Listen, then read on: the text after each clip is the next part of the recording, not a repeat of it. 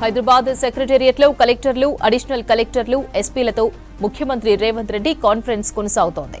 సీఎంగా బాధ్యతలు చేపట్టిన తర్వాత తొలిసారి కలెక్టర్లు, ఎస్పీలతో రివ్యూ మీటింగ్ నిర్వహిస్తున్నారు రేవంత్ రెడ్డి. మీటింగ్కు డిప్యూటీ సీఎం భట్టి, మంత్రులు, సీఎస్ శాంతికుమారి, డీజీపీ, అన్ని జిల్లాల కలెక్టర్లు, ఎస్పీలు అటెండ్ అయ్యారు. మీటింగ్లో ప్రధానంగా 6 గ్యారంటీల అమలు, ప్రజా అంశాలపై డిస్కస్ చేస్తున్నారు. పాలనా యంత్రాంగాన్ని గ్రామస్థాయిలో తీసుకెళ్లేలా ప్రజాపాలన కార్యక్రమాలపై కలెక్టర్లు, ఎస్పీలకు దిశానిర్దేశం చేస్తున్నారు సీఎం రేవంత్. అధికారంలోకి వచ్చిన తర్వాత 2 గ్యారంటీలను అమల్లోకి తెచ్చింది కాంగ్రెస్ సర్కార్. త్వరలో మిగతా వాటి అమలు కోసం కలెక్టర్ల అభిప్రాయాలు తీసుకుంటున్నారు ముఖ్యమంత్రి. ఈ నెల 28 నుంచి వచ్చే నెల 6 వరకు ప్రజాపాలన గ్రామ సభలు నిర్వహించనుంది ప్రభుత్వం. గ్రామ సభల్లో గ్రామ, మండల, జిల్లా స్థాయిలో ఏ సమస్యలు పరిష్కారం అవుతాయనే దానిపై అధికారులతో సీఎం రేవంత్ డిస్కస్ చేస్తున్నట్టు సమాచారం. ప్రధానంగా భూ సమస్యల పరిష్కారంపై కలెక్టర్లతో చర్చిస్తున్నట్టు తెలుస్తోంది. ప్రజావాణి కార్యక్రమం జిల్లా స్థాయిలో నిర్వహణపై చర్చిస్తారని సమాచారం. కలెక్టర్లు, ఎస్పీలతో ముఖ్యమంత్రి మీటింగ్ కు సంబంధించి మరిన్ని డీటెయిల్స్ యాదగిరి లైవ్ లో అందిస్తారు. యాదగిరి, మీటింగ్ అజెండా ఏంటి? అపర్ణ, గంట సేపటి నుంచి సచివాలయంలో కలెక్టర్లు, ఎస్పీలు, అడిషనల్ కలెక్టర్లతో సీఎం రేవంత్ రెడ్డి సమీక్ష నిర్వహిస్తున్నారు. ఈ సమీక్షలో సీఎంతో పాటు డిప్యూటీ సీఎం భట్టి విక్రమార్క, తర్వాత పలువురు మంత్రులు, తర్వాత ఉన్నత అధికారులు, వివిధ శాఖలకు సంబంధించినటువంటి ఉన్నత అధికారులు ఇవాళ అధికారులతో సీఎం రేవంత్ రెడ్డి సమీక్ష చేస్తున్నారు. అంటే కాంగ్రెస్ అధికారంలోకి వచ్చాక సీఎంగా రేవంత్ రెడ్డి ప్రమాణ స్వీకారం చేసిన తర్వాత అన్ని జిల్లాలకు సంబంధించిన ఎస్పీలు, కలెక్టర్లతో నిర్వహిస్తున్నటువంటి సమావేశం ఇది తొలి సమావేశం.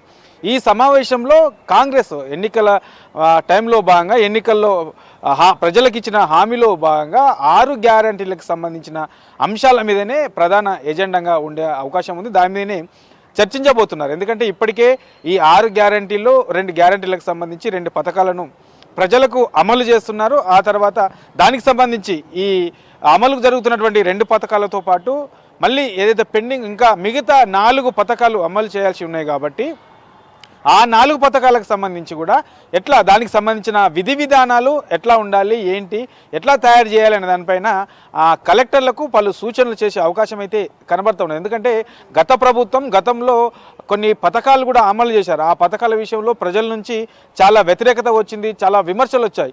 సో కాంగ్రెస్ హయాంలో ప్రజలకు అమలు చేసే పథకాల విషయంలో ఆ ప్రజల నుండి ఎలాంటి విమర్శలు రావద్దు, ఎలాంటి వ్యతిరేకత రావద్దు అనే దాని మీద ప్రధాన ఎజెండాగా పెట్టుకొని ఇవాళ కలెక్టర్లతో సమీక్ష చేస్తూ ఉన్నారు. ఇందులో ఈ 4 మిగతా ఏవైతే అమలు చేయాల్సినవి ఉన్నాయో ఈ 4 పథకాలకు సంబంధించి కూడా ఎట్లా ఉండాలి, విధి విధానాలు ఎట్లా తయారు చేయాలి, ఏంటి అనే దానిపైన నిజమైన అర్హుల ఎంపిక ఎట్లా ఉండాలి, సో పారదర్శకంగా ముందుకెళ్లాలంటే అధికారులు ఎలాంటి విధి విధానాలు అవలంబించాల్సిన అవసరం ఉంటుంది అనే దాని మీద కలెక్టర్లకు పలు సూచనలు చేసే అవకాశం కనబడుతున్నది.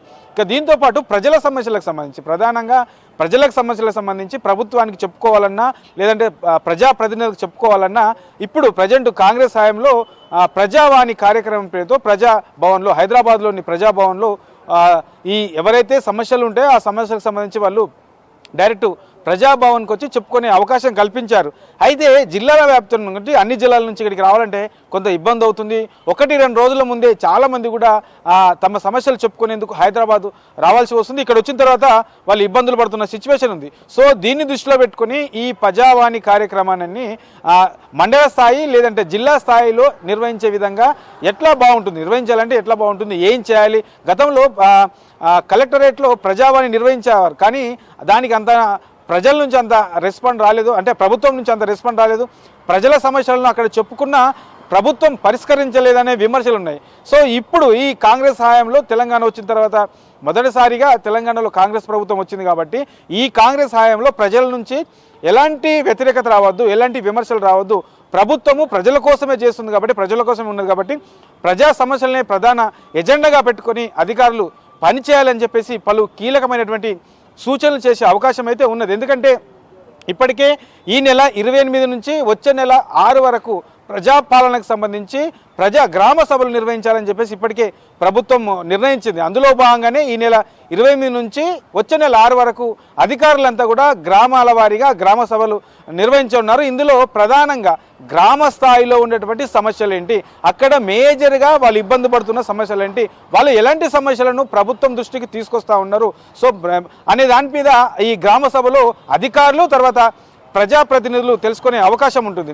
ఆ తర్వాత ప్రజలు నుంచి వచ్చినటువంటి సమస్యలు అవి గ్రామ స్థాయిలో పరిష్కరించుకోవచ్చా, లేకంటే జిల్లా స్థాయిలో పరిష్కరించుకోవచ్చా, లేదంటే రాష్ట్ర స్థాయిలో పరిష్కరించుకోవచ్చా, ఇట్లా 3-4 విభాగాలుగా విభజించి అవి ఎప్పటికప్పుడు పెండింగ్ లేకుండా అక్కడికక్కడే ఆ సమస్యలను పరిష్కరించే విధంగా ఏం చేస్తే బాగుంటుంది అనే దాని మీద అధికారుల సలహాలు తీసుకొని ఉన్నారు. తర్వాత అధికారులకు ప్రభుత్వం కూడా ఏం చేయాలనుకుంటుంది దాని మీద పలు కీలకమైనటువంటి సూచనలు చేసే అవకాశం అయితే కనబడుతూ ఉన్నది. గత ప్రభుత్వంలో అమలు చేసినటువంటి పథకాల విషయంలో చాలామంది విమర్శించారు కాబట్టి ఇక కాంగ్రెస్ ఏ పని చేసినా, ప్రజల కోసం ఏ సంక్షేమ పథకం తీసుకొచ్చినా, ఏ కార్యాచరణ చేసినా అది ప్రజల నుంచి వ్యతిరేకత రావద్దు, నిజమైన అర్హులకు చేరే విధంగా ఉండాలనేది ప్రధాన ఎజెండా.